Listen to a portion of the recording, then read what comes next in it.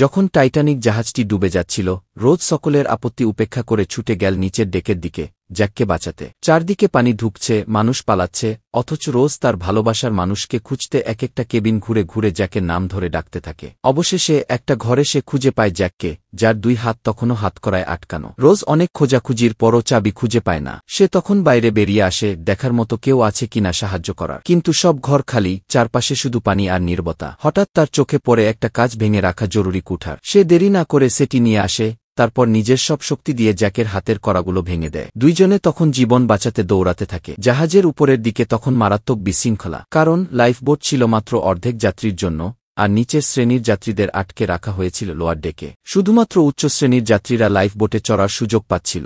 এই ভয়াবহ পরিস্থিতি মানুষের আসল চরিত্র বের করে আনে, কে উদার, কে লোভী, কে সাহসী, কে কাপুরুষ, সব প্রকাশ পায়। লোকজন একত্রিত হয়ে লোহার দরজা ভাঙে এবং রোজ জ্যাক দৌড়ে ছুটে আসে ওপরে। একসময় জ্যাক রোজকে বোঝায় যেন সে লাইফবোটে উঠে যায়, কারণ রোজ যদি না বাঁচে তাহলে তার এই সংগ্রাম বৃথা যাবে। কিন্তু রোজ জানত সে যদি এবার চলে যায় হয়তো আর কখনো জ্যাককে দেখতে পাবে না। কাল নামে এক ধনী লোক এসে মিথ্যা কথা বলে জ্যাকের জন্য অন্য নৌকা আছে। রোজ বিশ্বাস করে ও চলে যেতে রাজি হয়, কিন্তু লাইফবোট নামার সময় রোজের চোখে চোখে তাকিয়ে থাকা জ্যাকের নিঃশব্দ দৃষ্টি তাকে ভেতরে ভেতরে কাঁপিয়ে তোলে। সে জানত কাল মিথ্যা বলছে, তাই রোজ হঠাৎ করেই আবার জাহাজে লাফ দেয়, জীবনের শেষ সুযোগ ফেলে রেখে। সে ছুটে গিয়ে জ্যাককে জড়িয়ে ধরে, এ যেন মৃত্যুর মুখ থেকে ফিরে আসা ভালোবাসার পুনর্মিলন। কাল তখন রেগে গিয়ে দৌড়ে আসে, বন্দুক বের করে গুলি করতে থাকে। রোজ ও জ্যাক আবার ছুটতে শুরু করে, এদিক ওদিক পানি, জাহাজের শরীর ভেঙে পড়ছে, সময় ফুরিয়ে যাচ্ছে। তারা একসময় জাহাজের পেছনের দিকে যায়, সেই জায়গায় যেখানে তাদের প্রেমের শুরু হয়েছিল।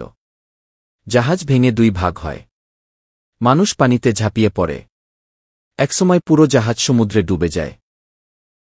রোজ ও জ্যাক শেষ মুহূর্তে জাহাজের রেলিং ধরে টিকে থাকে, তারপর যখন সবই শেষ তারা দুজন পানিতে পড়ে যায়। এক টুকরো ভাসমান কাঠে জ্যাক রোজকে তুলে দেয়, কিন্তু কাঠটি দুইজনের ওজন নিতে পারবে না। জ্যাক ঠান্ডা পানিতে ভেসে থেকে রোজকে বাঁচিয়ে রাখে। সে বলে, তুমি আমাকে কথা দাও, তুমি বাঁচবে গি। রাত গভীর হয়, ঠান্ডায় জমে যায় চারপাশ।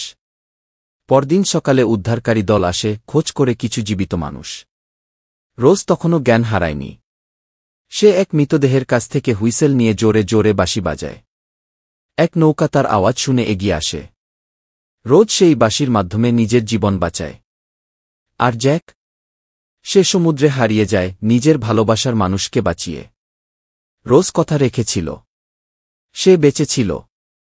নতুন নামে, নতুন পরিচয়ে, রোজ ডাসন।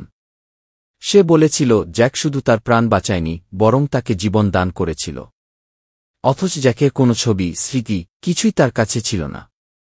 সেই রোজই অনেক বছর পর, আজ 4 বছর পরে, আবার ফিরে এসেছিল টাইটানিক ডোবার সেই জায়গায়। হাতে ছিল সেই অমূল্য হীরার হার, ওসিয়ান অব দ্য হার্ট গি। সে সেটি সাগরে ফেলে দেয়, জ্যাকের স্মৃতির সাথে সাগরের অতলে ঘুমিয়ে থাকার জন্য।